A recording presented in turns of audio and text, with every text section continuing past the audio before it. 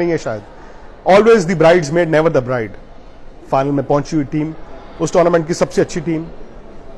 इमरान खान जब मैच फंसा हुआ है, गेंद फेंकते हैं वसीम अकरम को और कहते हैं कि वसीम, मुझे इस ओवर में 2 विकेटें चाहिए, और कहते हैं कि उस टूर्नामेंट की 2 सबसे बेस्ट बॉल्स वसीम अकरम ने पहले एलन लैम को बोल्ड किया और अगली गेंद पर क्रिस लुइस को अंदर आती हुई गेंद पर आउट किया।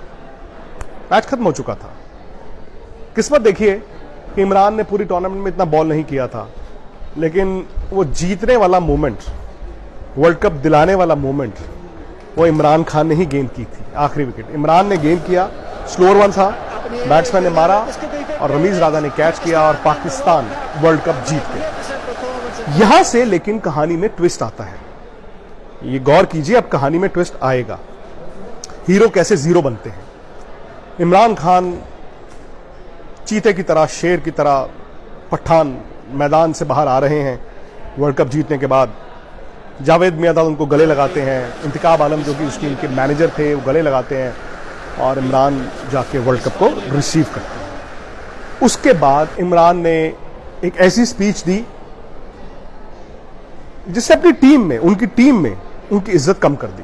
इमरान ने स्पीच में सबका शुक्रिया किया, ऊपर वाले का किया, और उन्होंने कहा कि मेरा एक सपना पूरा हो गया है। उनकी मदर के नाम पर उन्होंने एक अस्पताल खोलने का सोचा था पाकिस्तान में, कैंसर हॉस्पिटल, जो वर्ल्ड क्लास होगा, लेकिन पैसों की कमी थी। तो इमरान ने कहा इस वर्ल्ड कप को जीतने से मेरा वो सपना हॉस्पिटल खोलने का पूरा होगा। उन्होंने कहा कि ज्यादा प्राइज मनी इस वर्ल्ड कप को जीतने की उस अस्पताल को बनाने में जाएगी। और खिलाड़ी चुपचाप नीचे से देख रहे थे, क्योंकि इमरान ने टीम के बारे में बात नहीं की, उस जीत में टीम की बात नहीं की। खैर, वहां से खत्म हो गया। सुनील गावस्कर और इमरान की भी मुलाकात हुई। इमरान ने गावस्कर को थैंक्स किया और उसके बाद मैंने अखबार में पढ़ा था कि जब पाकिस्तान की टीम की फेलिसिटेशन होगी पाकिस्तान में, उन्होंने गावस्कर को भी बुलाया था।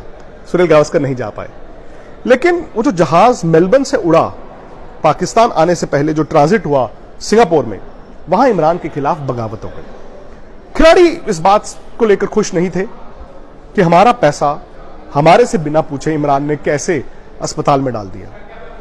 बगावत हो गई।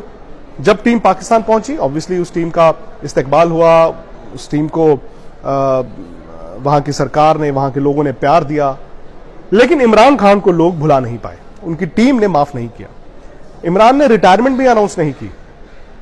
इमरान खान चाहते थे कि वो इंग्लैंड उसके बाद दौरे पर जाएं, लेकिन इमरान को चुना ही नहीं गया।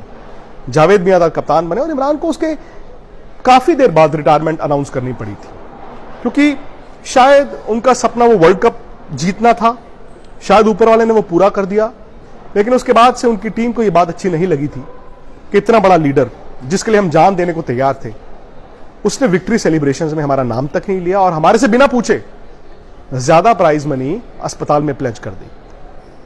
लेकिन इमरान के करियर ने एक चीज जरूर सिखाई है, उन जैसा खिलाड़ी नहीं था। 80 के दशक में इमरान, कपिल देव, रिचर्ड हैडली और इयन बॉथम, ये 4 दुनिया के बेहतरीन ऑलराउंडर्स थे, एक दूसरे से लड़ते थे।